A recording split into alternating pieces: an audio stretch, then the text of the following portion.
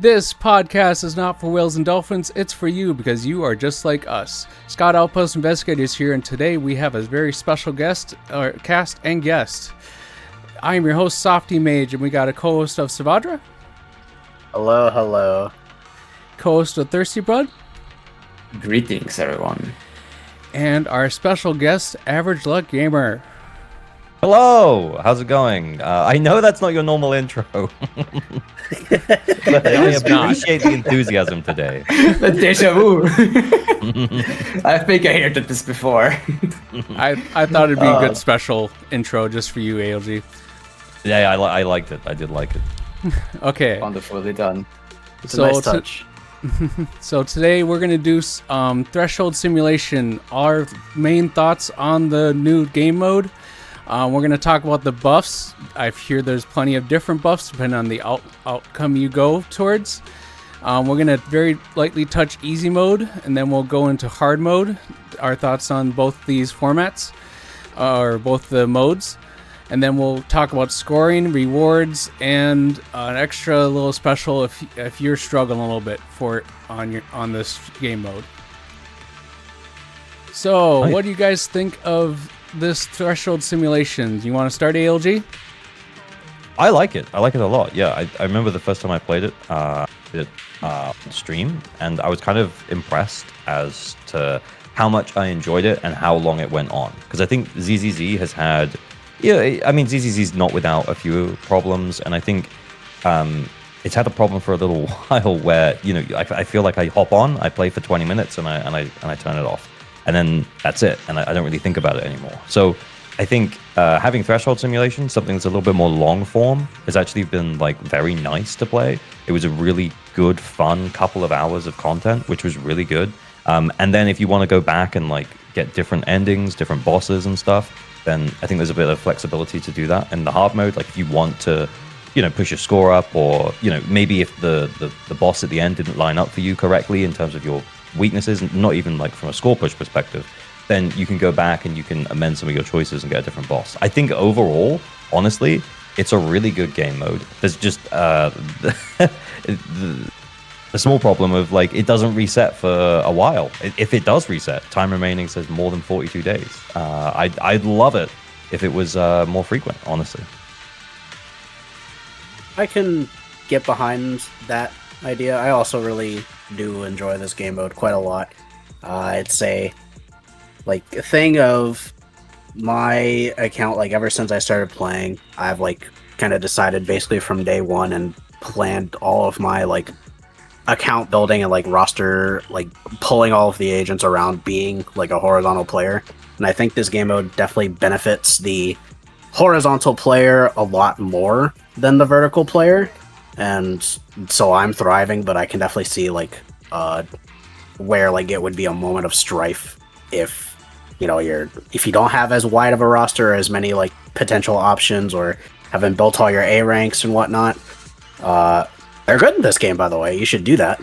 But, yeah, I also agree with, like, the scale of the content being, like, it's a very large amount of, like, combat content compared to Shiyu and Deadly Assault, and, like, I really like it. I like kind of the longer form grinds of, like, this and Tower, but the, like, infrequent resets, it's a two-sided coin, because I think, like, it lasting longer will mean, like, it's more room to, like, kind of get higher scores if you're going to be a score chaser, but it can also get a little stale after a decent amount of time. So here's to hoping they update it more than Tower. For sure. Yeah, that would be great, honestly. I, for myself, also like the Threshold Simulation a lot, especially because it allows you to play with teams that you might have forgotten by now, like playing Jingyi, Nicole, and Shuyan, for instance, again, because you're forced to play with 3, 4, or even 5 teams. In general, I agree with both of you. It's a really good mode. It can be definitely refined.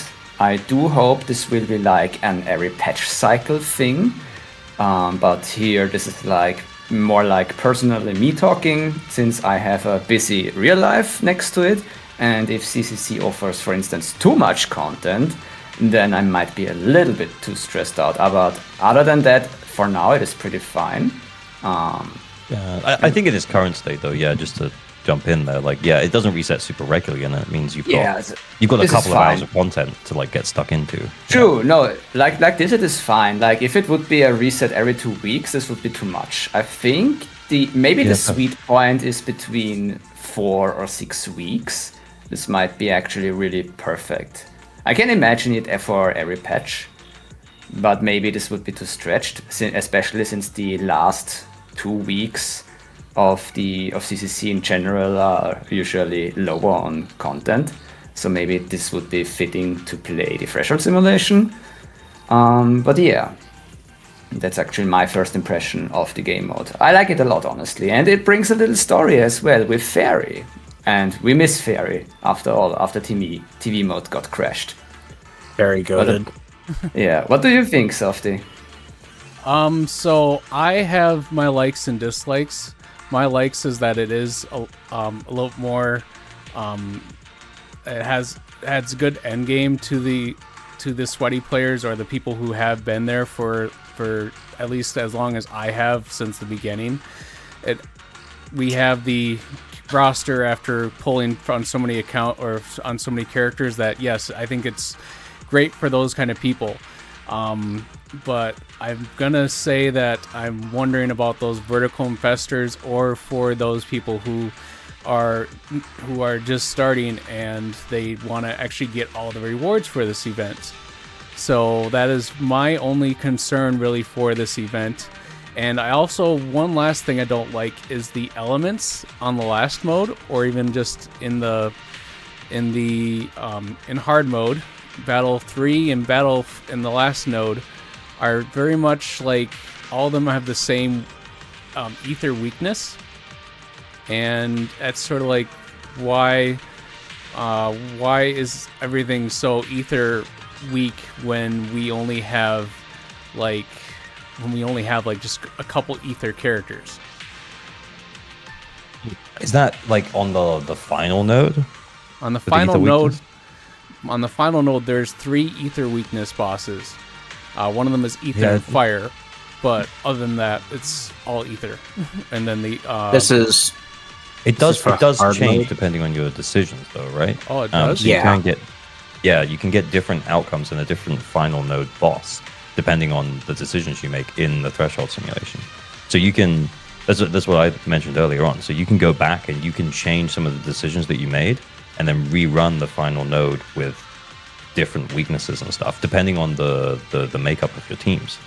So I have to reset this then. Yeah, because I want to ask, like, who's your final boss in your last node? Because I can the Defiler. Tell you mine.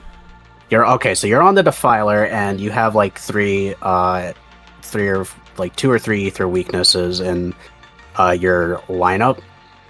My final node currently is the Wandering Hunter, and the weaknesses are, Hunter is fire and ice, then it's Miasmic Thracian with Ether Weak, then Jester with physical and electric, Palicus with Ether and ice, and then he's the Defector, Isolde with the Miasma Doppelganger with physical and fire. So it's a good spread on at least the ending that I got. I did not get all 3 of the endings yet, but I did 2 on stream. I think I Defiler and Fiend, and now I'm literally, while we're talking about it, I opened it up and I've just changed some of my decisions, and I've got Wandering Hunter, and I was gonna just fiddle around while we were yapping. But yeah, so yeah, you can change what what the final node is, but you will have to rerun the fights. So all of the fights for that final node, if you want to change your score or something.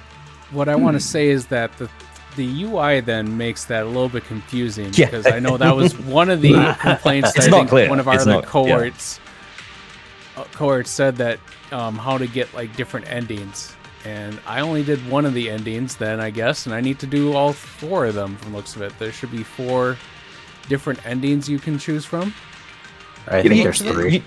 Yeah, but you don't need to though as well. Like you could just, you could just take your score and be like, yeah, that's fine. But I mean, I guess if you had a team that benefited more from, Wandering Hunter, for example, as opposed to Fiend, like you've invested more into Rupture, or you're going to pull Idari before this resets, which is obviously going to last for quite some time, then you could benefit more from fighting Wandering Hunter at the end as opposed to Fiend if you just don't have that many anomaly characters. So yeah, in that way, I think it's pretty cool. But you're absolutely right, though, Softy. It does not make that clear at all. Yeah. Actually, a good question then for those who haven't reset it yet. What can you expect if you reset a stage that you have finished? Do you have to play everything from intro again, or are the battles itself cleared again? So the only things that reset are the final battles for the story stages. Like the things before the final node, I guess. Like the battle 01, 02, 03. Those things I think are they stay. No, actually they're not reset actually. Those stay just fine. The only things that change are the story nodes, and then every stage on the last node does reset. So like the stories is based on like particular choices you make. It has a bunch of text and basically plays like a mini kind of roguelike type thing. You can choose which option you want to do, and those options basically take you through the paths on the hard mode that determine which enemy you fight at the very end. And even though there are like 4 nodes for choices in the story 3, there are only 3 endings. But in terms of the combat, the only thing that actually resets is the last node fights. Okay, so this is actually interesting because some people in other Discord servers were confused about it. They were asking like, do I have to do battle 1, 2, and 3 completely again? Because this I was also worried a lot about of time. But no, so in fact, those 3 battles stay as they are. You just hover through the story again and decide the new choices you want to take, and the last node is the thing that you have to battle again because it changes the bosses actually. Good to know. The more you know, also. But yeah, in terms of the UI and like actually getting to those reset points, like I much prefer using the like story nodes just to kind of change the choice, and then it tells you when you make your choices that it will reset the specific story nodes and the last node combats. Because you get to an ending, and like it gives you a little spiel and kind of has the little rewards thing in the hard mode for getting each of the endings, and then it has the simulation rewind thing, and like the button's not very obvious, number 1, and number 2, it does the same thing, but it doesn't really take you to where you would actually reset the things after the fact. Like it just kind of shows that the story nodes are grayed out and you have to make the choices again. Well, you would have to do that anyway, but I'd much prefer just making the choice on the story node as it is and then going from there. Let's see. That's not the most clear, I don't think. I'm gonna see if I can find this other ending while we're talking. I'm trying to actually reset while we're talking as well, and I'm not figuring it out. Oh, damn. Okay, yeah, we definitely know there's a bit of an UI issue. I have started, I'm a control player. I play with controller on PC. And I found out that there's so many things I cannot push or select. So I have to mostly use my mouse during the stages and select the enemies. So yeah, controller player are a little bit on the bad end this time around.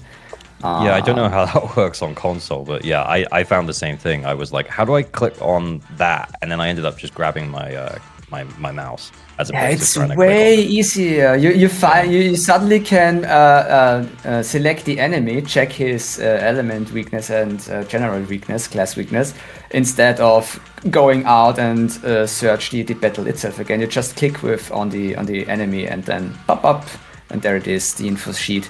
Because I am one of those people who read, not always, but most of the time. Because gacha gamers can't read, we all know that, right, Savadra? Oh yeah, it's a problem. Oh well, but yeah, the PC gamers will have an easier time definitely with mouse. I have no idea how console players do it. So The UI, I'm a controller player. The UI is like definitely not great for a controller.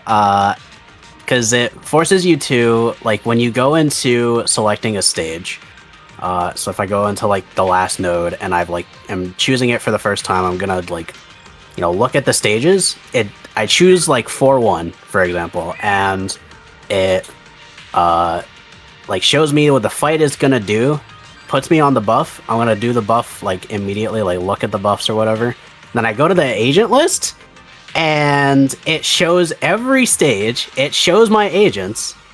And then in order to get to my agents, I have to choose on the agent thing again to go to my agents, choose the agents that I'm going to use, and then it slips me all the way down to the Bang Boo, which like I guess isn't a problem. But also, I cannot like adjust my builds without pressing Y, which is just a tiny button right next to the reset and confirm buttons at the bottom. And to top all that off, when I choose the agents that I'm going to, like, if I'm going to change builds or whatever, or make sure that I'm, like, actually have all of my builds correct on all my agents, if I choose the 3 agents that I want to use for a specific stage, it doesn't do the Shiyu thing where it puts them up at the top and, like, has them pre-selected as if you had them favorited. So you have to find the agents in your agent list, like as if it were in the normal UI, and that gets really annoying to do with controller. Yeah. I guess that's maybe why presets config was like in there to help that out a little bit, but it's gonna be hard when you don't always have those 3 agents like selected for the end mode if you want to do different teams. And then there's also the consequential like thing from this is like I have like 10 teams in my preset configs, but like a bunch of people, 1, don't have that, and 2, if they are like, say they're somewhat of a newer account, they are most likely going to be like overlapping discs for a fair few agents. Like if they have to use like 2 crit agents and they have like a really good woodpecker set or like half of a built like other set or whatever, they're probably sharing discs in that regard. And same for like a ton of the supports. The support sets are really hard to get multiple sets for, like if you're actually investing in them.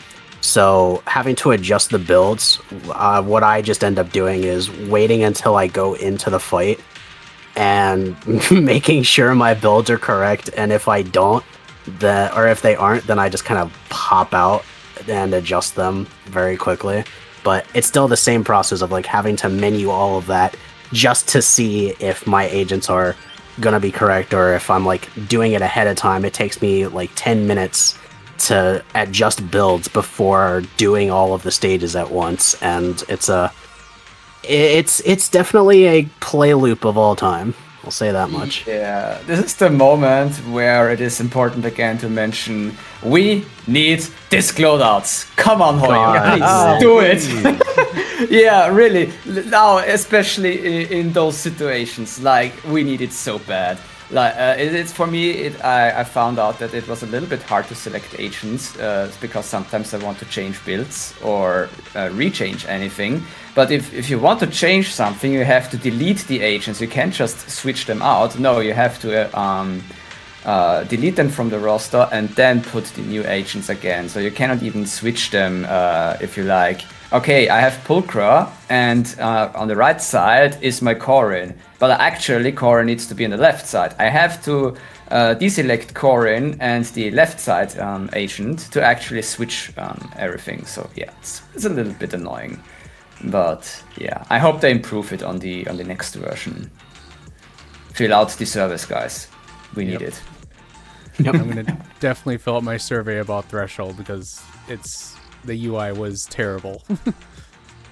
Pretty much. Most people complained about it, but what I also hear therefore is that there are a lot of players really liking the threshold simulation, which is a good sign, honestly, that it's... I mean, we did start quite positively, didn't we, before we got onto the UI? Yeah, we did. We did. I The mean, UI is honestly the only real thing that is major bad. gripe I have Yeah. with the game mode. Yeah. We can start glazing it, but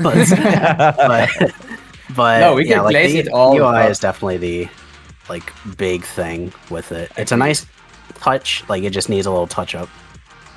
Yep. Yeah. Fairy, do something. Do some AI generation and make it better. Oh god, no. Maybe not, yeah, we see what you're saying. So let's go to the next topic then on buffs. So you guys said that the buffs change depending on which story mode you selected too. Yeah, so the buffs exist in every individual battle node. You get a selection of 4 buffs to choose from, and the buffs are generally the the decent very generalist buffs for most of them, and then Raging Waves makes a lot of appearances, but that makes some sense because there aren't many Rupture specific buffs to begin with. So between Raging Waves, Meditation, and Pinnacle, which doesn't show up in this game mode, thank God. But The way he says it. Oh my. don't worry. But yeah, so in the first node for the easy mode, for example, 4 buffs are Spirit Break, Worn Out, Chasing Blade, and Raging Waves. Spirit Break is an anomaly buff. Worn Out is a daze and stun damage buff. Chasing Blade is an aftershock attacker buff, and Raging Waves is Rupture, Ice Rupture buff. So basically Idari's buff. I move to Battle 2 on the easy mode, and the 3 buffs that are not Raging Waves, because Raging Waves carries over, are Lingering Illness, which is a different stun damage multiplier buff, but its focus is more on chain attacks and is kind of Jafufu's buff. But then there's Final Assault, which is a very generalist ultimate buff, and I think doesn't really belong to a specific class of agents in general, because it's Decibel Gen, and then reduces enemy defense when using an ultimate. So it's not specifically built for Yixuan. It's not specifically built for really anyone, because I don't think anyone's using ultimates as much to the point where they really use this. But since you have 3 ultimates in a team, this buff is really good, if you use it right. And then Aberration, which is a different form of Spirit Break, which increases anomaly buildup instead of anomaly buildup, anomaly proficiency, and disorder damage compared to shredding defense from Spirit Break. But yeah, that's just to demonstrate that the buffs do change between the battle nodes. The third battle one has Worn Out again, but then brings in Combined Attack, and then brings back Aberration. And then the last node for the easy mode has Clarity, Graceful Mastery, and Interrupt, which are all completely distinct from the other buffs that you'd seen in the other nodes, with one of them being a very general Rupture buff, Graceful Mastery being the hands down the best buff in the game, bar none, and Interrupt being a very good generalist attacker buff. And this principle also applies for the hard mode, and also for every individual ending that you can get. If you haven't played it yet, there are 3 endings you can get based on the choices that you make in the story nodes, and each of the individual battles before the final node, as well as every individual final node for each ending, all have a distinct set of buffs. I was about to say, I got on my final one, one of them that you didn't say was basically the double attacker buff, which I'm not too happy with in general. It was called though. Football buff, yeah. Yeah. Was it Fiery Assault? Fiery It's probably Assault. Fiery Assault. Yeah. That was. I do not like that buff. Just the fact that double attacker is not on my account.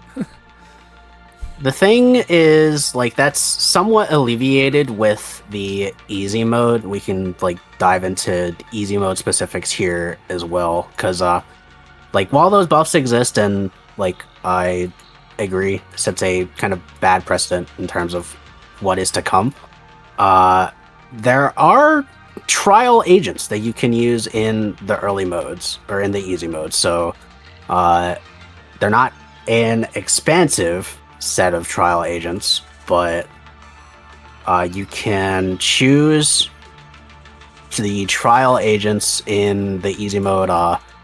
In Battle 1, it's Miyabi, Yanagi, and Sokaku, which most people will have Sokaku, so that's not super relevant, but Yeah, but if you don't have a build, it does mean that she's, better. yeah, she has a trial build there, so that's still pretty good. I think I saw Fu and all. In Battle 2, it's Evelyn, Lighter, and Astra. So Evelyn's general best team while fighting against Pompey for the final battle. Then for Battle 3, there is actually 5 trial agents because there are 4 battles, and so I guess they want to kind of let you use more specific, like, newer agents for those things. Because I guess I think this is the first appearance of the optional node. Wasn't actually paying attention while scrolling through this. You are, but you get trial versions of Alice, Yuzuha, Seed, Trigger, and Soldier Zero. Important reminder though that the Soldier Zero in the trial mode does not have the unlock potential for the buff that they did release in this patch. What? So while the trial is so there, weird. But she does not have the buff, which is it's weird, and this is also something they've done. Sorry, this is also something they've done before with having a trial Ellen in some game mode after she was buffed, but not having the unlock potential on that either. So very strange. But yeah, you have those, and then for the last node of the easy mode, you have the 5 trial agents for Yitari, Lucia, Jufufu, Yixuan, and Pan Yinhu. So if you don't have any of the latter 4 built, you can, or if you don't have any of them, you can use those. But also, you get an early access for Yitari, which I think was really nice. Yeah, I agree with that one. I just wish the buff that she was associated with was not so shield towards her. That was in all the game modes. There's that shield buff for her. Yeah, it is moderately interesting that the Raging Waves is just there, but Yitari doesn't come out for another few days as of this recording. And gonna be real, I don't think every boss matches up for her in the easy mode specifically. There's like Notorious Butcher in the first battle, Pompey in the second battle, the Typhon Destroyer in the third battle, and then the last stage is Miasma Priest, which ice resistant for the record, but it's like it's fine. Yeah, it's very interesting. That's just the set of buffs that's there, and Raging Waves is just kind of the thing that's persistent. But that's thankfully not as big of an issue in like the hard mode. But actually, I lie. Raging Waves is still there in every thing. Never mind. It's the same problem. I agree with Softy. Riot.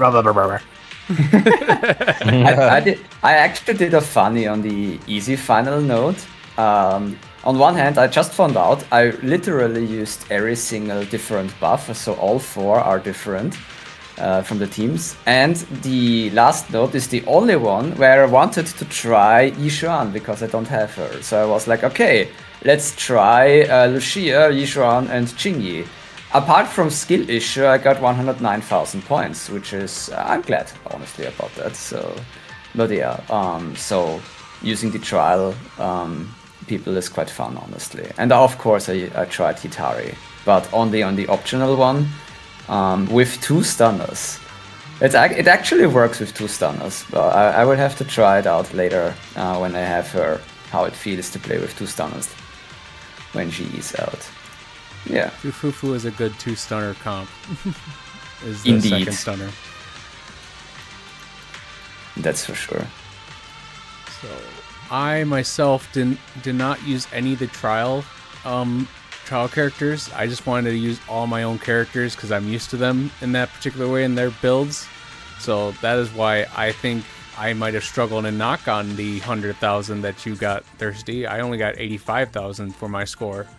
On that I cheated, stage. okay? I cheated. I have M1 Lucia, okay? So. Okay. Cheating? Oh no. The whales some and the people- dolphins will... Yeah, exactly. I'm not your typical average gamer, so... So I shouldn't have But yeah. included you in our intro then, is what you're saying. I'm incognito. Don't worry about it. Just keep going. It's like I ALG also said have one. one. My account is unrelatable at this point. It's fine. Yeah, he's over average luck gamer. Like, I've seen This your is true. tools, man. yeah. Yeah, More like yeah. average expense gamer. Am I right, guys? Damn. Throw it. I've still never topped up. That's Yeah, I'm also the same. But Impressed. yeah, I have been unreasonably lucky at times. So yeah, it is what it is. I don't think Hey. my account is a good representation of the average player at this point because it has been unreasonably lucky. It's okay to be lucky. It's okay. Yeah. I think being lucky isn't the thing that makes it unrelatable. I think it's at the point of if you're not able to represent your play with the free to play or low costing teams, I think is where that kind of gets more into the realm of unrelatable. Because it's if you regardless of how wide your roster is, I'm a very horizontal player, but regardless of how wide your roster is, I very much tend to play, and Threshold Simulation emphasizes this well, but I tend to play agents with distinct builds and distinct teams that do not overlap, and I am also very generally picky about sharing gear. I have an organization system for sharing gear because we don't have disc loadouts. So what I end up doing is I just have barely above average, if not generally average builds for pretty much everyone that I have on my account. And I do have everyone on my account built. I have 31 agents, and actually with the exception of Soldier 11, who I just got on the standard banner yesterday, I have all 30 of my agents completely built and leveled to at least core E on, I think I'm missing core F on 3 agents, including Soldier 11. But other than that, I have a distinct build for everyone because that's just kind of how I've planned and played the thing over the course of a year and a half. And when you're given that type of timeline and you consider the game as a marathon, I don't think it's completely unreasonable for me to say that I can use most of the teams on my roster and give help to players who would otherwise be in a newer situation or would have to be making to pull decisions on whether or not they would pull an agent on the rerun, or if the new agent on banner is going to help them more, stuff like that. I think still keeps you very relatable, and I don't think you would be doing general account reviews if that wasn't the case. So I think you're fine. Oh, thanks. absolutely. Yeah, most of my content, I'll be honest, I probably spend more time playing on other people's accounts with M0 underinvested agents as opposed to my own account with sometimes really well invested builds, which is fair enough. But yeah, I spend most of my time probably playing on other people's accounts, which is very fun. But yeah, normally still able to get the job done. For now, we'll see. That's the important part, to get the job done. You know, you start the game with the first goal is to have one team and then work on a second team to get Shiyu done.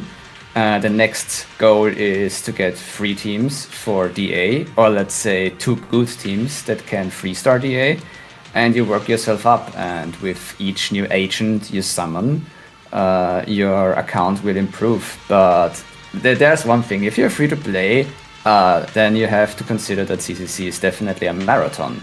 You can't rush it in like 2 months and, hey, I'm in endgame, I can now clear everything. Yeah, no.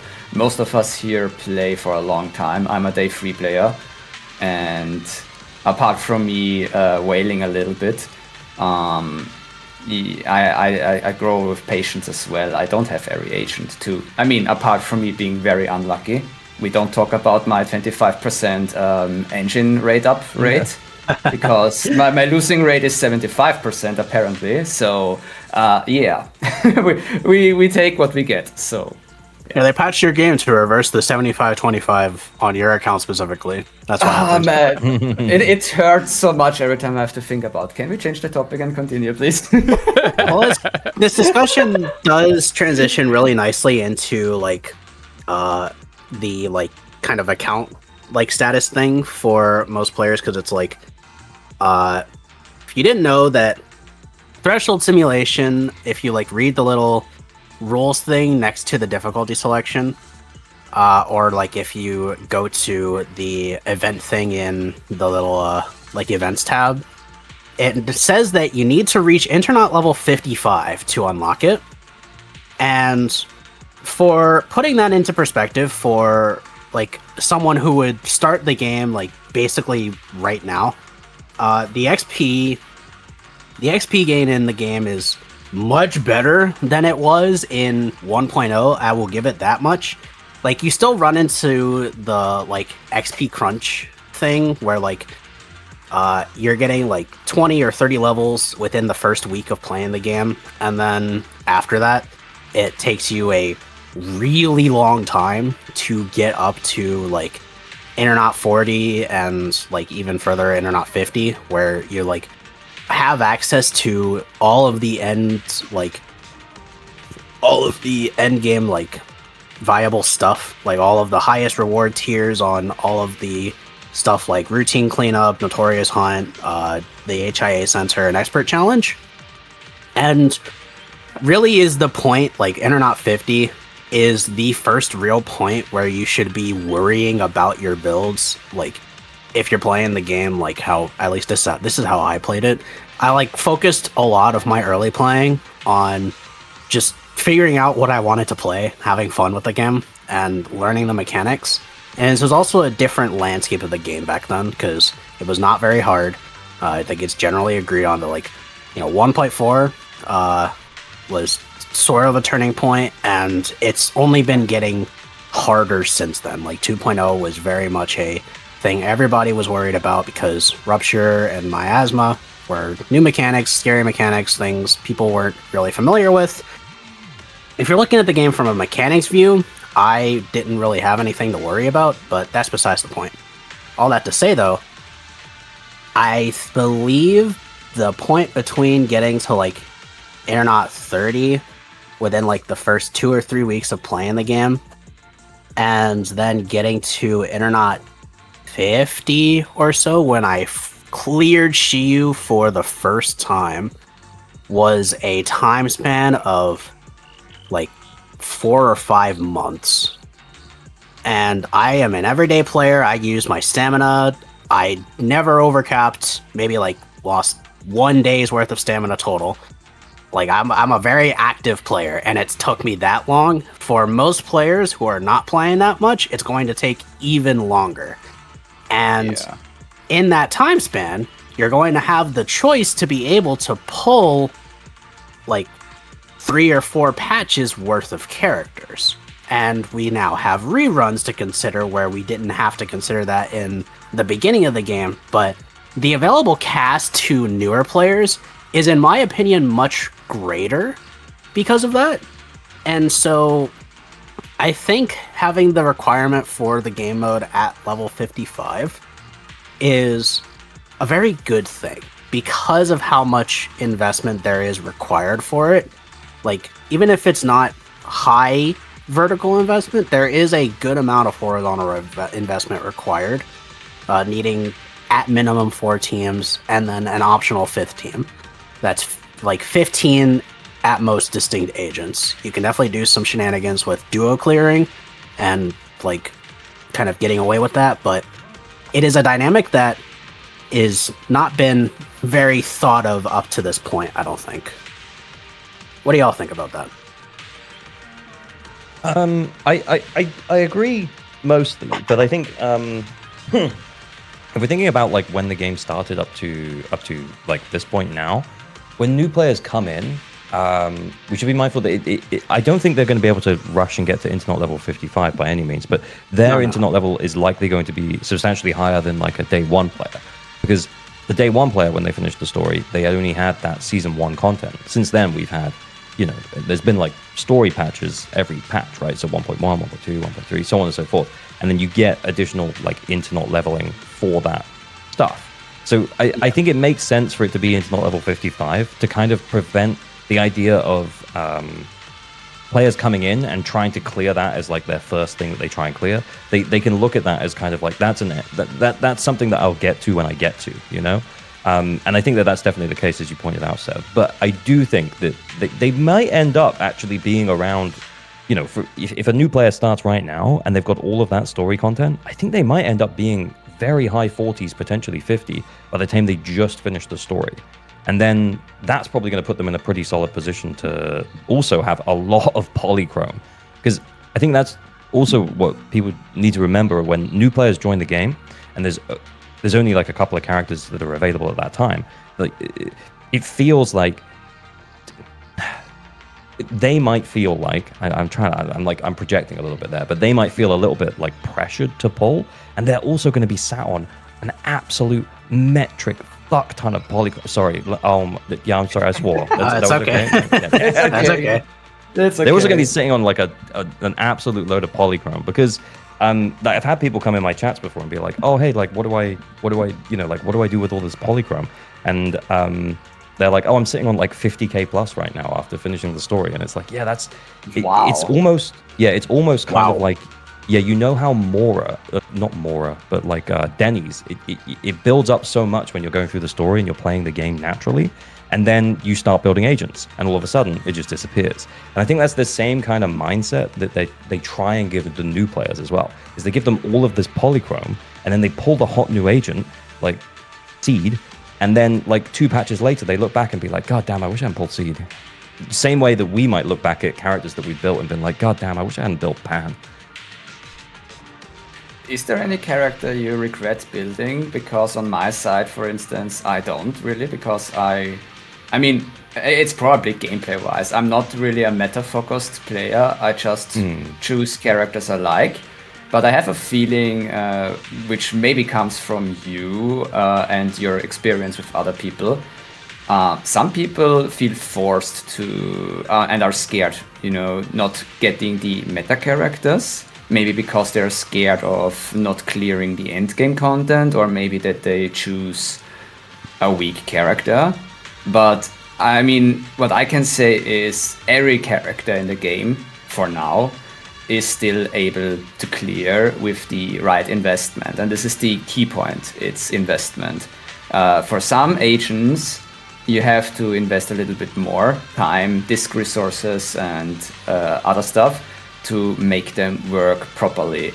And then there's of course some stronger characters on the kit, like Miyabe, for instance, Yishuan, that will give you an easier time. But if there's a character like Orphe, for instance, and you like this character, it's okay to pull her. You don't have to be scared of, but if I don't choose, I don't know, Yishuan over Orphe, I will not clear endgame. This is not true. It's just an investment thingy, which comes back to the marathon.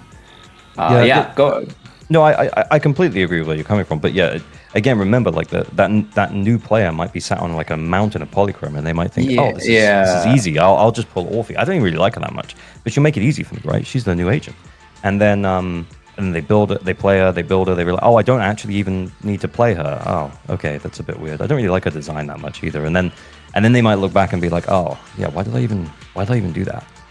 I guess that's the kind of angle that I'm going at it from, but not necessarily. You're fair. right, though. Like, It's fair. Yeah, like, You're also right, because there's plenty of people who do that. I know. So it's like, I can only talk from my perspective. So usually I inform myself before I do something specifically, or I go by gut feeling and say I want that. yeah, to be fair, me too. But I remember, like, if I cast my mind back to, and I tell these kind of stories all the time. But I remember back when I used to play Genshin, I remember I was looking up loads of guides around, like how to clear the endgame quickly, because I joined, after, the initial Genshin 1.0 launch and stuff. I didn't start playing properly until around Inazuma, and I played all the way through Sumeru and into Fontaine. So I played for a good couple of years before I dropped off. And then mostly I dropped off because of ZZZ. But when I first started playing, I was really paying attention to, like, who are the meta units? Who do I need to pull? And I kind of ignored the parts of my brain telling me who I want to pull. And I think that's why a lot of my content focuses so much more on the waifu over meta side of things. As much as also making the most of your pulls, I guess, is because make the most of your pulls and then build around your waifus as much as you can so you can play the characters you really like. And I think that's because my Genshin experience is that I ended up pulling characters that I didn't enjoy that much simply because they were meta. And I was like, oh, I guess I need to pull Neuvillette, even if I don't like him that much. I actually do like Neuvillette, but that's the point, I guess, is that I'm trying to make. Yeah, this is perfect, honestly. I agree completely with you. And it is great that you share this kind of experience with other people. Like, I can only say, yes, don't be scared about anything meta-wise. Just pull what you want. Like, I'm a Corrin main player. So what I did is I pull other characters that support her to make her endgame viable. And this is what I do with other agents as well. Like, I love to play with Neko as well. And I made her work now. And yeah, it works. I did 40k on the Typhoon on the last time he was on DA with Trigger and Nicole. So there's a lot of stuff possible. So yeah, don't be scared. Yeah, just very quickly, I'm kind of like in my brain like kicking around a video idea, because I've made videos before on like waifu over meta, but I'm thinking about making a like waifu then meta video and being like, look, if you just really love Corrin, then here's who you should work on. Here's the characters that you might want to consider pulling to make your Corrin like absolutely be able to slay endgame content. Like, I think that is the way to play. But yeah, sorry, Sev. Yeah, I just wanted to add that tiny final thought there of being like, yeah, that 100%. That's the way to have the most fun. Yeah, I can help you with that one. It's a good conversation, because like it's very much like when thinking about the prospects of this game mode, like the longevity of the gacha like kind of lifespan. Like I have less experience with this type of thing. This is like many people may still find it hard to believe, but this is the first gacha game that I've played, and when I started the game, I took exactly that mentality of like, don't worry about meta, and like kind of established myself immediately with, okay, what I'm gonna try and do, game permitting, is I'm going to try and get all of the element coverage that I can and focus on having fun. Like, if I enjoy the character, I'm gonna not really worry about the consequences of pulling them until later, but I will plan my pulls and see what benefits everything gives to me, and if I can branch into either specific like element coverage, specific archetypes, like if I really enjoy their playstyle. And that was how I have been pulling for pretty much the entirety of the first season. I like rushed the 50-50 for Ellen. I won that. I got a double. I was able to guarantee Juyen. I got Jane. I got Yanagi. I sent a single 10 pull for later and got that because I wanted Corrin Mindscapes. But then I was like, I'll see how lighter fits if I can make him work. spoiler alert, I made him work. And then I pulled Miyabi, I pulled Astra, I pulled Bernice's M1 in 1.6, and then I pulled Vivian, and I lost Hugo's 50. I skipped a good number of characters after making decisions of would I want to play this character, and would they benefit me more for one specific team, or would I like to play other agents in the future? And that was where most of my horizontal investment mentality came from, was not worrying about like, you know, vertical investment or like specific like meta mentality. Like I played because I like the diversity of combat. I like learning the mechanics of the combat. When I got my hands on a specific character and I was able to get a good look into how their kits worked and like what I could use to benefit them at the moment. And even with not the roster that we currently have, like it all the way back then, like when people were complaining that the game was too easy, like I was still just deep focused on figuring out how the characters worked and like seeing what I could do in terms of cooking rotations, because like I am a fundamentals guy. I really enjoy knowing things to the point of like having that basis and like understanding characters so deeply that I can like kind of describe and help people out with like what their rotation mistakes are. And that's where my major strong suit is.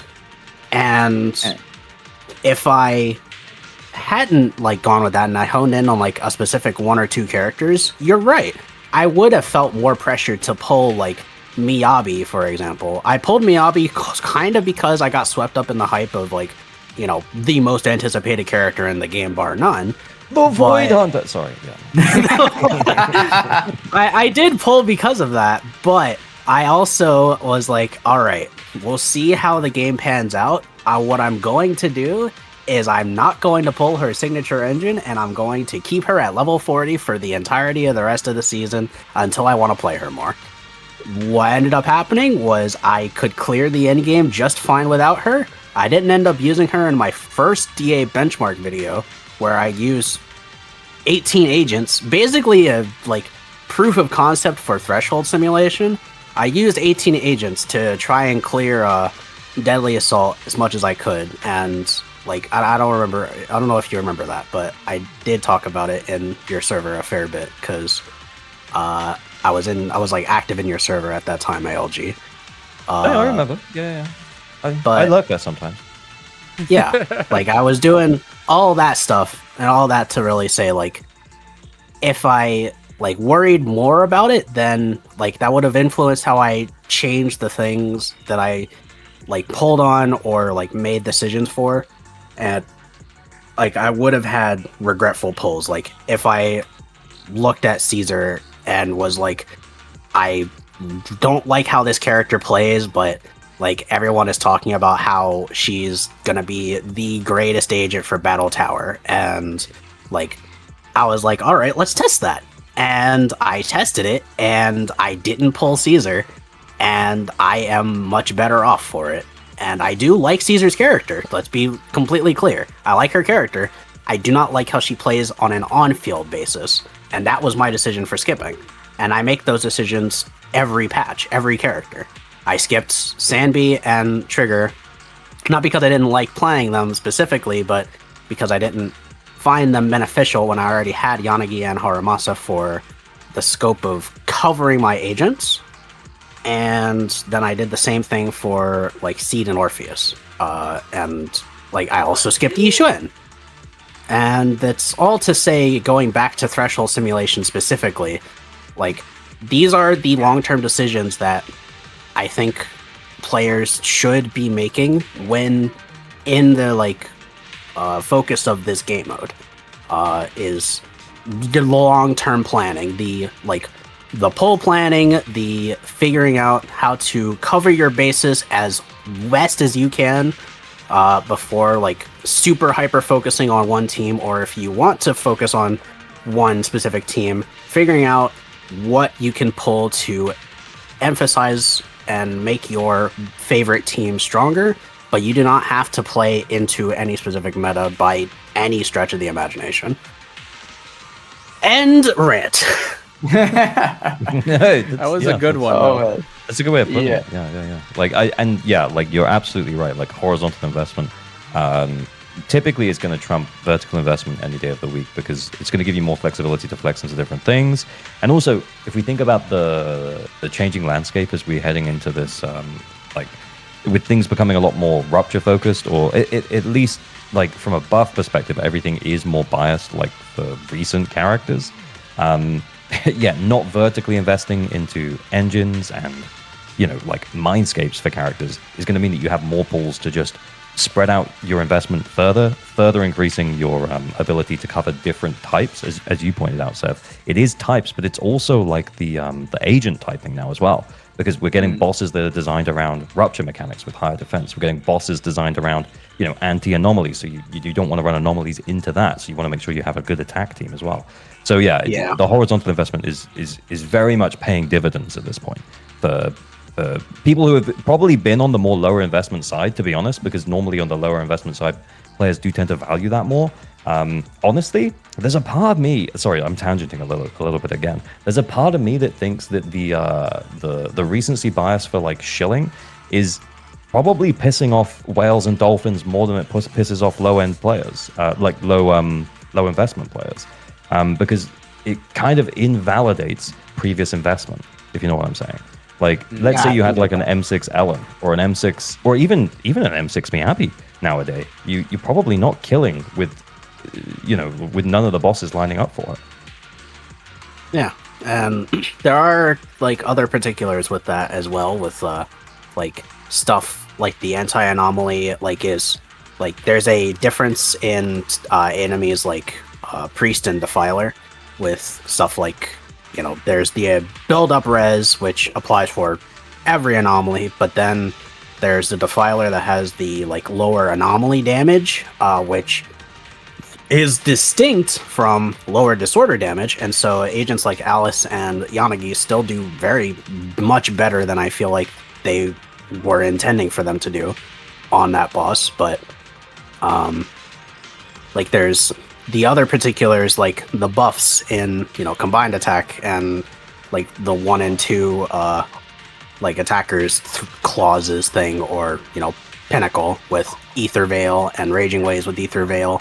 And this was also a thing that was sort of a precedent set with Aftershock, but we can like I'm gonna table that because that gets into like the thing TM that I'm gonna do next episode. Other than that, yeah, you can pause. Like there's other than that, the scope of Threshold as it applies to that changing landscape, like if it's with how infrequently it's probably planned to be updated, and like where the new roster of like enemies is mostly going to come from modern like the season 2 enemies, as opposed to a good amount of the season 1 enemies, even though there's a large spread of all of that in the old stuff in the current Threshold simulation, that's more than likely going to fizzle out in the same way that it's fizzled out for Shiyu and Deadly Assault over time. Shiyu, we still see some of the good old enemies, but Deadly Assault in particular is very much been ever since basically the end of 2.2 and start of 2.3. It's been all the new bosses that have been in season 2. We've seen one appearance of Typhon, one appearance of UCC. I think Marionette showed up a little bit. I don't remember at this point, but since in season 2.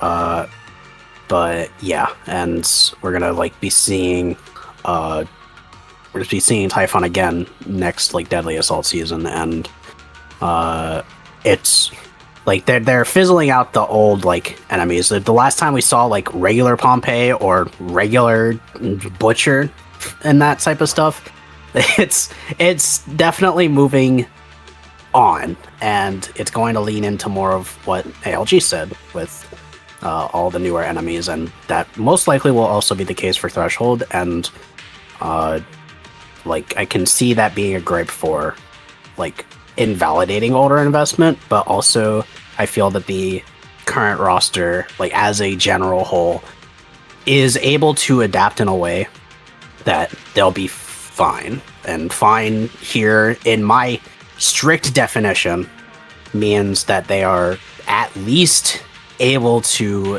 get A rank on like the timed nodes, or like 2 stars in Deadly Assault or whatever. Because the rewards, and I'm gonna just transition here into the rewards thing.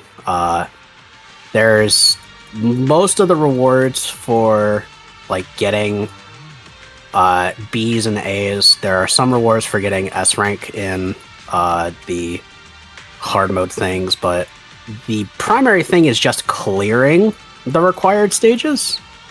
And you can do that without getting an S rank. And the score modifiers also help that a lot.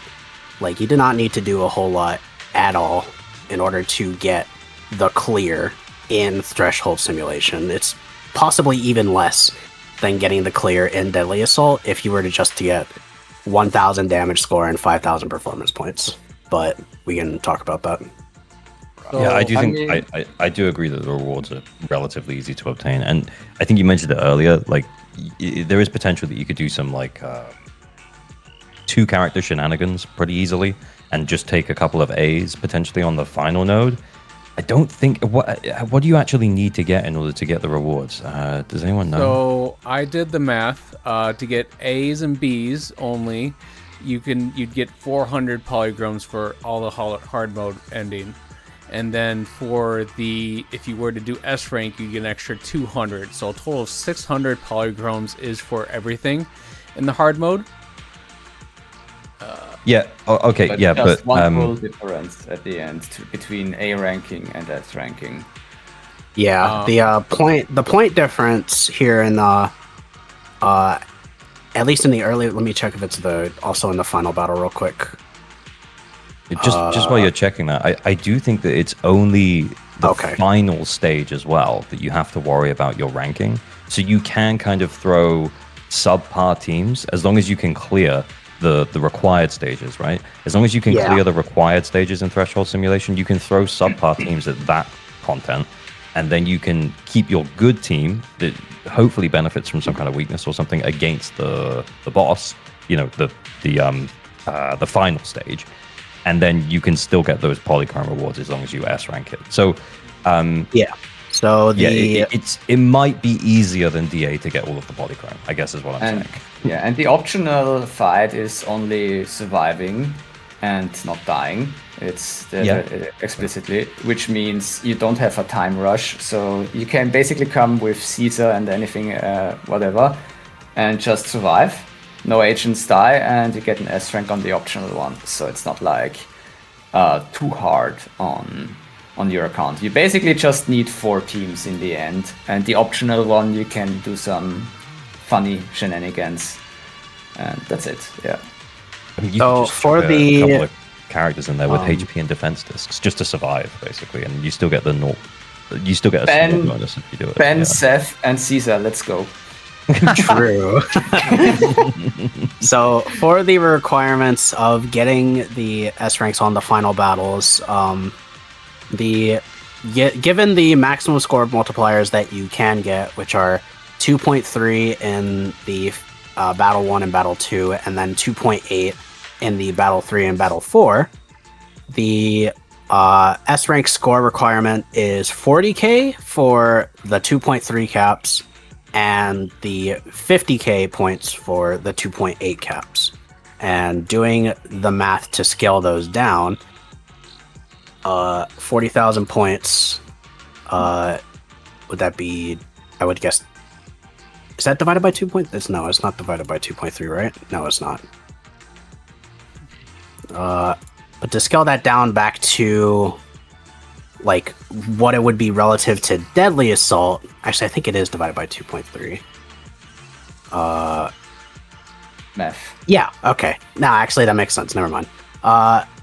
this would be an equivalent score, including performance points, of for the 40k S rank requirement. This will be an equivalent score of 17,391, and including the performance points of like 5,000. That would basically equate to 12,000 damage score, which is not 14,000 for the A rank in, or for the 2-star in Deadly Assault. And then for 50,000 divided by 2.8 is 17,857. So roughly 500 points more than that, and still below 14,000 damage score. So if you're able to get 2 stars in Deadly Assault, and you're able to get the max score multiplier, then in theory, you will be able to get S ranks in all of Threshold Simulation. But that will also require some specifics about your account and how many agents you have. That may not be a as easy to solve puzzle as it may sound, but it is still in theory easier. Yeah, I mean, with Threshold Simulation, there's definitely what the ZZZ devs also said. They wanted to make older agents still viable, and Threshold Simulation literally allows you to play with older agents again, because having three distinct teams for like players that play for like 1 year is pretty easy now. But has become a little of a challenge with Threshold when you suddenly need 4 or 5 teams, which is a good thing, honestly. It is, I think, the direction they also kind of want to go. So people start focusing more on maybe horizontal investment instead of just vertical one. We've already talked that point to death. Yeah, exactly. Yeah. And yeah, I think it's a pretty, like, people have a reason now to build their accounts a little bit different again. Softy. What were you saying, Softy? I was gonna say, do you guys think the rewards look scary? Like, if you want to get the full rewards, that S rank does sound a little bit scarier to get than the A ranks and stuff like that. So, like, you would think it'd be harder, but it's not actually that hard. I think it sounds scarier just because of the horizontal aspect that's thrown into it, and needing to, like, you need to clear the 3 stages before doing the final battle.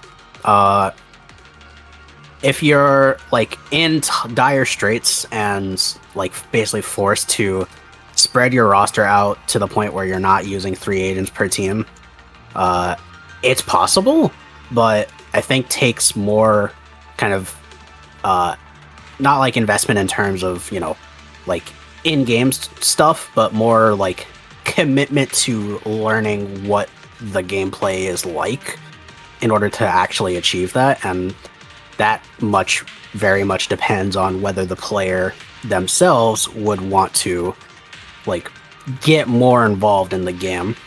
Like, if they've reached the point of leveling up to Internaut 55 and like seeing Threshold Simulation unlock, it's almost entirely on them to basically say, okay, I want to look at like how everything works and like maybe ask for help and like see how rotations work, learn how the combat works, all that stuff.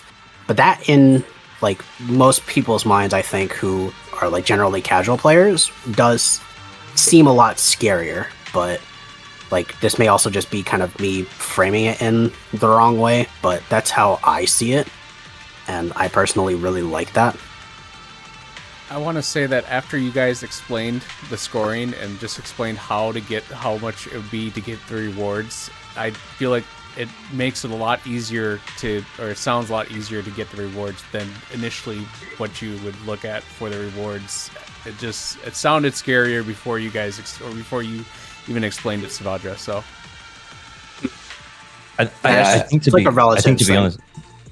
to be honest though, like from a player's perspective, like when they first unlock it, it might seem kind of daunting, but yeah, almost like Seth said, it's like once you kind of look into it in a little bit more detail, if you can be bothered to understand like team building and stuff like that, you'll probably have a pretty okay time with it, as long as you have enough characters built to fill out those teams.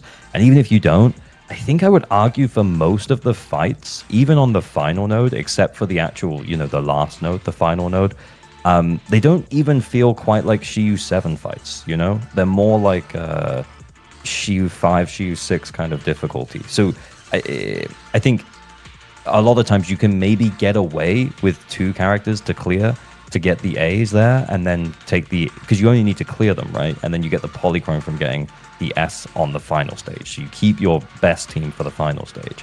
So yeah, it might seem more daunting, but then when you understand where the actual rewards are, I think it's not that bad. And I also think that's probably why we've not really heard anyone complaining about Threshold Simulation at all. Like, it just feels like everyone is this game mode's pretty great. There's a lot of rewards. It's nice. It'd be nice when it resets. This is good new game mode. Good work. Yeah, definitely. I think they made it also purposefully a little bit easier, since they have added the extra teams for requirements. So maybe they tweaked it down a little so people have a better time and adapt to it. Yeah, it could be also a reason. Imagine if it would be hard like Shiyu 7 and the recent DAs, and they put it on really strong, on a higher difficulty. I think then there would have been a little bit more backlash. But like this, people can use everything and have an easier time in general to get through it and have fun next to it, because this is the most important part, to have fun with the game mode and not absolutely be desperate about, damn, I can't clear it if I don't have everything at best level. So I think this is a good, currently well balanced, pretty solid experience. But yeah, to your point there as well, though, Blood.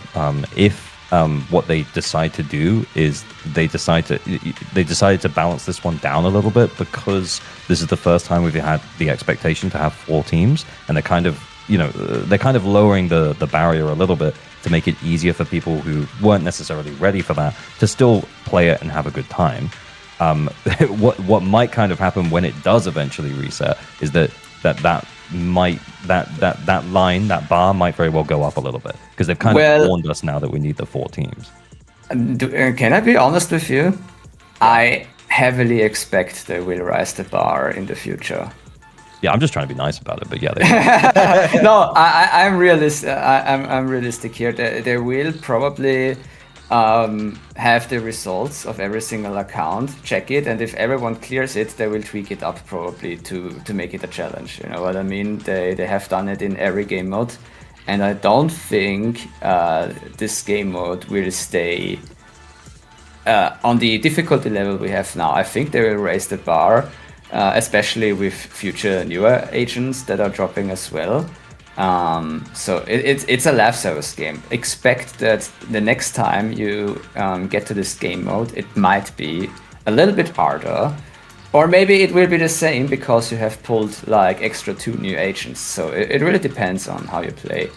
But I don't think it will stay on the same difficulty level. I think it will be more difficult the next time with more challenges. I mean, the tower got even a little bit more difficult with the next updates. That was my question. My next question: do you think this mode is better than Tower, or do you think Tower should have been harder, just to make it so that it was, or the rewards were more better for Tower, to make that more better? You're playing at my heartstrings here, man. What are you doing? I think it is fine, honestly, but it's just a difficult question. Like, Tower is fine on its own, you know. And Threshold Simulation should also be its own thing regarding difficulty, because there's 2 different ways. Tower plays, I think, with just 3 teams. Most of the time I use just 1 team and ignore the rest, or 2 teams at least. Threshold needs more, so these are 2 different game modes in my eyes. So I feel like I take Tower as a... No, go on. No, there you go. I take Tower as a I usually end up cycling between like 4 or 5 different agents, just because like the dynamic is there for having to like do the sprint of the floors, and also like building the resources on your agents like as you use them, as opposed to like, you know, because you have to like use them on the specific floors in order to build their resources. And like typically speaking, you can get away with using them like different, like 2 or 3 different arrangements of teams in like the early floors, and usually have like, you know, the one like healer agent like Astra or Pan, and then like the other agents that I would like configure per matchup. And then if I'm gonna like need Astra to actually have like a healing chance in the middle of a fight, then that's like kind of where I would put that. But that's like a completely different dynamic than Threshold Simulation, because like again, like I don't think you can really get away with using just 5 agents or like 6 or even like, you know, the maximum of 9 with Threshold Simulation, unless you're like, again, really careful, like know what you're doing, and like configure for double clears and stuff like that. But also the enemies just generally hit harder in Tower, and I think Tower is configured with a lot more of the like higher mechanically difficult battles compared to Threshold Simulation, so it expects more of the player's like capability to skill around it, and that's kind of what the point system is there for.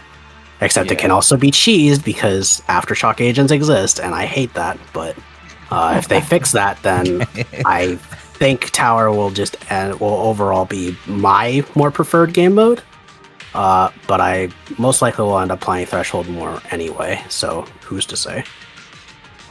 I like variety. Yeah. Sorry, I was gonna say. I feel like for me, Threshold feels more like it's designed for, you know, like average players. Sorry, I don't mean it like that, but I mean like it's designed it's designed more for like everyone to play who has like a decently well invested like horizontal account, I guess. Or, you know, you can look into team building well enough that you can understand enough to get away with 2 characters here and there. Whereas Tower for me feels like either a grind check or a vertical investment check, because with Threshold Simulation, like you need a certain amount of characters in order to, you know, fill out those teams. Whereas with Tower, I mean, if you had 3 M6 characters, you would just run those 3 M6 characters as your team, as long as they were a coherent team, I guess. You know, there's no point running 3 DPSs, but it feels like in Tower, you could get away with running a lot of things against type, just because there's no, remind me, in the new Tower, there's no like time limit. It's still like you just kill it within 10 minutes, right? So it feels like it's a game mode that's kind of designed to reward vertical investment in any way. And I'm glad that we have Threshold Simulation, because it's designed to reward horizontal investment. So you have, you know, decent teams as opposed to just a few decent characters. I haven't actually seen it in like action, but I think the point system in Battle Tower Glory does actually punish vertical investment a little bit, because what like general trend of what I've seen with like not this specific extreme example, but like generally what I've seen is if people like have really good play, but like optimize the rotation to the point of like trying to kill the like enemy on the floor like as fast as they can, specifically as fast as they can, as opposed to like engaging with more of the boss's mechanics or like the game mechanics. I've noticed that they get lower scores and sometimes don't get the S rank threshold for the score on that floor, like whatever it is. I don't fully remember at the moment, but I remember seeing a fair bit. It's like I would watch some R2. R2 was playing Hugo into Palicus and basically trying to get like the really cool one stun Shiyu rotation that like people will post about for Hugo and Palicus. Like it's really cool and it's really nicely executed. It's like got a lot going on, but because it doesn't engage with a whole lot of the like assist counter or shoulder to shoulder type stuff, sometimes the points just aren't there to where if you're doing all of the damage in one rotation, you're not getting the supernova rank and thereby not getting the S rank. And it's like a very interesting case of, I think it does reward vertical, but only to a certain extent. Like I don't actually know if M6s are doing as good or as bad, because I haven't seen anyone use M6s in tower, but I would be very interested to see how that works. So, Softy, by the way, how about you?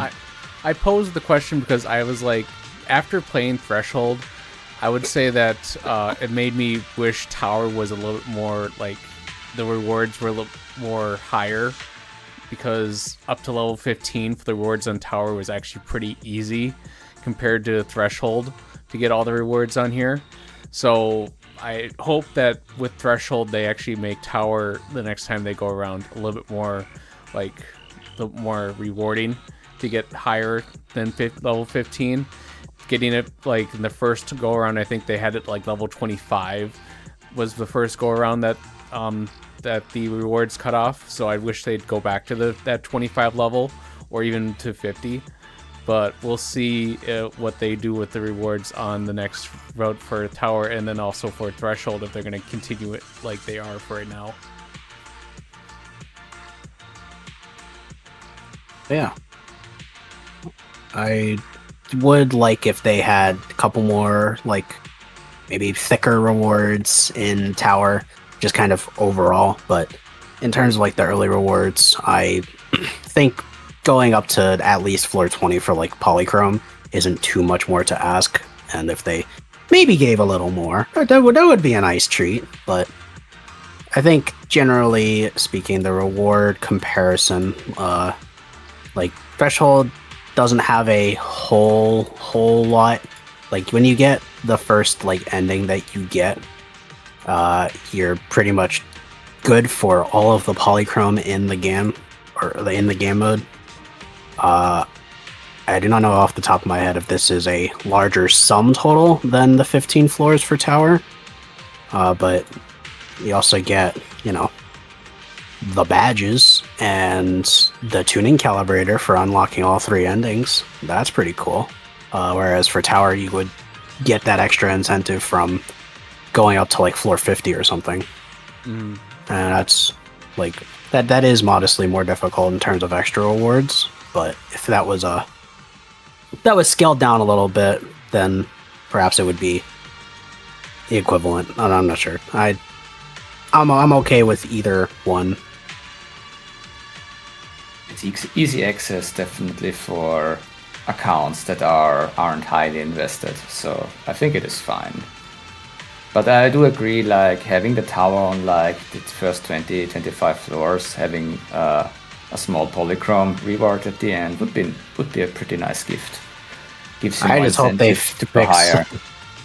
I just hope they fix the aftershock thing for the next iteration of Battle Tower, because like it was kind of sucked to learn that was the thing that most people use to cheese like J-Show's run and bun challenge tournament thing. Oh, they like did a tower tournament, and the like strategy that was found to get the most points with the character restrictions that were in play were, all right, bring an aftershock agent, stall for 9 minutes, kill the boss after, and get all of the points that you can. And it's like really dumb. Okay. Because activating aftershock counted as shoulder to shoulder in terms of the game's code, because they're like on field and active compared to being off field. That's hilarious. Okay. I wish they would have showed my gameplay then on that, because I didn't have a aftershock agent for I think both of them, so, or for both the characters that were on there, and I still got the top 25. So yeah, it's just it is what interesting. It is. Well, so you got any like final notes or something? So I think my last probably question is the devs probably put this in at the right time, or do you think they should have waited at least one more patch or two? I think it's okay. I think the timing is right, in my opinion. It's like ZZZ is up for more than 1 year, and honestly, for my account stage, and that get generally for people who played, who started playing on day one, it's perfect timing. And even for people who started in 1.4 on the Miyabi rush hour, there was plenty of time. And yeah, of course, people who started later on, they might be a little bit behind, but probably not too far. I think the timing is perfect. It gives you motivation to play more, you know? Like, it's a good motivation to think about, how can I improve my account to get this mode done? Do I really want to play with 3 agents in every selection, or do I do like the dual combo with just 2 agents on the optional one, for instance, etc. It makes you think a little bit more outside of the box, and you So yeah, I think it's good timing. For me, it's perfect. When I'm like thinking about how this would be received if it was released a little later, I'm basically thinking to whenever they reveal the next Void Hunter, and like the major hype is around said Void Hunter, and like, you know, they're gonna be the big hot thing for the rest of the season, and they're probably also going to do something pretty big in that patch respectively. But if that was this game mode and it was released later, then for some god unknown reason, I'm being a little pessimistic about this, but for some unknown godly, like, godforsaken reason, people would have basically been like, hey, the Void Hunter doesn't help me clear this game mode. What the frick, Hoyo? You suck, you bad. I hate Zenless. And I think because that didn't happen, it's being received better, and it should be received better. But like, I've seen a lot of like wild community takes, and just would not be surprised if that was like something that people would just kind of default the blame to, like, hey, this game mode here, if I'm like getting into the game for the first time on this Void Hunter patch, this Void Hunter doesn't help me clear the game. What the shit, tricked again. Devadra, I can assure you there will be enough drama about this, and there will be people complaining about it. In fact, I think I saw a video. I saw already a video who was complaining about this game mode, and I was like, I checked the comments, and even the comments were like, there's people complaining about this. I had the best time of my gaming experience in ZZZ, so there will be always drama farming. Yeah, I did see that Flossin made a video. I haven't watched it yet, but I kind of want to. But I guess what I was going to say is that I really haven't seen anyone make any complaints about Threshold Simulation. So that kind of tells me, in general, it was about the right time. There is a really small part of me that thinks like that 2.0 probably brought in a bunch of new players, and it would have been maybe nice to have trial agents for the hard mode. Maybe, I know obviously we can't have all of them, but like maybe just having one per each thing, each node that you have to do. Maybe just having one instead of having like 3, so you can't get like a full team out of it. But yeah, it would have been nice, I think, to have like maybe just a little bit extra for those players who are still super early and really would struggle to get 4 teams put together. But I think for the most part, for the people who've been playing since the start, or I think, as you said, Blood, like maybe around, when Miyabi came out, they probably have enough like investment at this point to field 4 teams.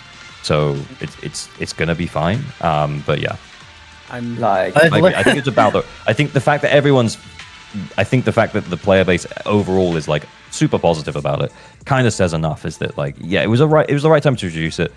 It maybe would have been nice to have like a little bit extra for those players who joined in 2.0. But yeah, I can see why they didn't. No big.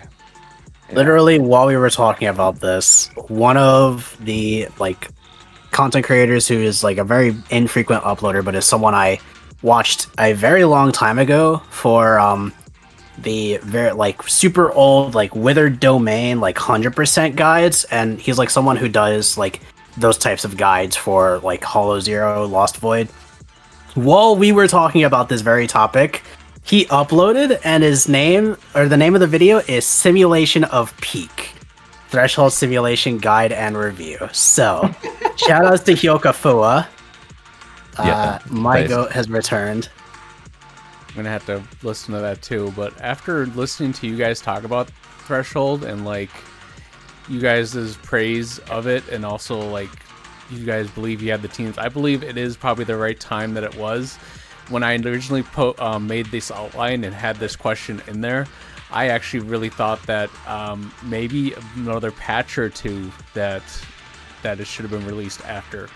But after talking with you guys a lot more, I feel like yes, it was the right time. I think it was right before the next Void Hunter, and that's a good thing. It was right in the middle there. So if they would have done it like right after, like they did for Miyabi, the Deadly Assault, I think that would have been a little bit more of a shill than everything else. Maybe, yeah. Also, you have to think about it. The earlier something comes out, especially during a con time, they can collect more feedback. And like we witness it now, the general public opinion about Threshold Simulation is very positive. And this is probably also due to the lack of content, some people would say, we had in ZZZ. And it brought like more content, and people could enjoy it in a time where there's a little bit less because of the grand finale, etc., and the patch update. All in all, it's very solid. It's a good timing. They can tweak it after the next patch or whenever they intend to start a timer for it. So yeah. I mean, it does say like well done. Than 42 days, there is a chance that they go for a update for 2.5, which is when we're rumored to be getting the Void Hunter level unit. So Void Hunter. it might very well become a little bit of a shill at that point. But yeah, I'm glad that they introduced it now. Because honestly, I do feel like if we think back to like season 1.4 was obviously like the big Miyabi patch, right? But 1.3 was a bit of a lull. I think considering that we're now waiting for, the next big story beat, I guess, to happen, it does feel a little bit like I've enjoyed the story. I actually played the 2.3 story recently, and I'm excited to see what happens in 2.4. I'm hoping we get to see more of, a certain someone who was introduced at the end of 2.3, and then hopefully that builds quite a lot of hype for 2.5. Kind of like they did with Miyabi, right? So they introduced them like a few patches in advance to get that interest. So I'm excited for that to happen. But yeah, it does feel like we're in a bit of a lull right now in terms of, like what we've got going on story-wise and hype for the game. Feels a little lower than normal outside of the game. But I think it was the right time to introduce something like this. Because I think a lot of the players who are playing right now, the players who are pretty dedicated and enjoying the game. And that's great. Yeah. Yeah. Good time, good spot. I think overall, despite all the like general worries about where like the end game is trending to, I think in terms of like the overall game health, we're still in a pretty good spot. Threshold is a very good addition. Yeah. And I am pretty confident that they will improve it, and definitely will improve the UI. So I expect. Yeah. No, that's definitely. I mean, can you remember how often they actually tweak the UI for the Phalum Hate Palace we are in? What's it called again? Not the Palace. The Subian Temple. Yeah, the Subian Temple. Thank you. I'm bad with names, but the Subian Temple got like 3 or 4 UI updates. So bet that this thing will also get like 1, 2, or 3 updates, because there's probably plenty of people complaining about this one. So yeah, that's great. I think we covered all the bases that I do have. I did have one question for ALG. After reviewing so many accounts that you do you think the overall, I know it sort of is a second part to what we're just talking about, but are you seeing that this Threshold was ready for this patch then?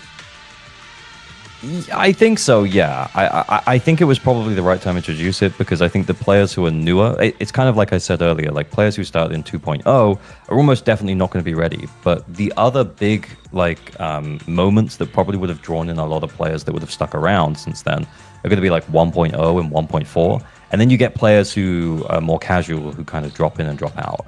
I think for the players who might have joined in 2.0, it might be a little bit early for them. And for them, I think if I'm totally honest, it would have been nice to see at least one trial character on the hard stages. Not even necessarily having that trial character be super well built, but just to give them a little extra edge to make sure they had enough characters to fill out the teams would have been nice. But outside of that, I think it's pretty well balanced for longer term players. And ultimately, you don't unlock it until level 55, and it's something you can kind of build up over time. I mean, it still says more than 42 days remaining right now, so it's not something that you need to rush through either. And to that point, I think it's good that we've got something in the game that lets us play the game a little bit more. And I think, as we've already talked about quite a whole bunch, pretty much the entire player base is like, yep, this is great. So, yeah. Is it maybe slightly early for people starting in 2.0? Yeah, maybe, but they'll get there. They'll get there, and yeah, maybe it would have been nice to give them a slight leg up with a trial character, but other than that, no notes. No. Other than the UI, please fix the UI. With that, I think we're gonna wrap up today or this podcast with that. So let's go to the outro here. Savadra, where can we find you? I stream on Twitch sometimes at twitch.tv/Savadra. I upload some endgame runs that I do also sometimes at youtube.com/@Savadra. I'm mostly in the Battle Hub server, as we are all very well aware at this point. But I am generally around a good handful of Discords overall, and yeah, we just kind of do that thing. What about you, Thirsty? Well, you can find me on YouTube. My next big shenanigan, and I will announce it here as well. My plan on the next Wednesday is to have a stream up and pulling my first and last M6 character, Yitari. This will be one huge stream of myself. I can't wait for it. I love the character. So yeah, I'm going for that.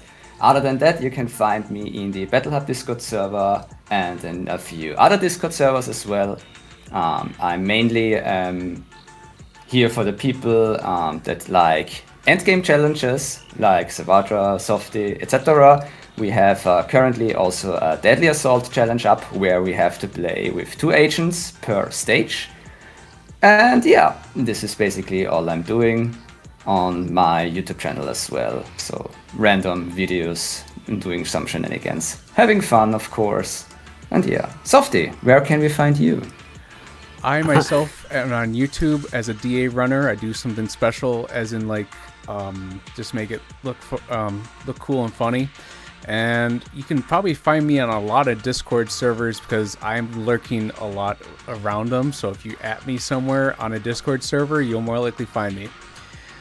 Not just the Battle Hub, but a lot of other servers. And ALG, Average Luck Gamer, where can we find you? Well, firstly, I didn't know that Thirsty Blood was so down bad for Octomummy. We need to catch up. Sure! I should include him. Definitely. I should include The greatest cosplays collab I of all shared time incoming. with you. I'm a very big fan. It's probably the first agent that, from a design perspective, I'm just like 100% in on. So yeah, but no, my name's Average Luck Gamer. You can find me as Average Luck Gamer on YouTube. I make guides, sometimes like newer player guides, sometimes account review guides, sometimes who should you pull guides. And yeah, that's what I do. You can find me on Twitch at avluckgamer. The Average Luck Gamer was taken. I don't know, someone stole it. It was very mean, but I've had a blast, guys. It's been really cool. And you should shout out your podcast and tell people to subscribe to the podcast, the Scott Outpost, right? Scott Outpost, Scott Outpost Investigators. Yeah. So Indeed. I do thank Great you for joining to us, hear. ALG, and it was a blast having you on. And it's great to have our regular hosts here as well.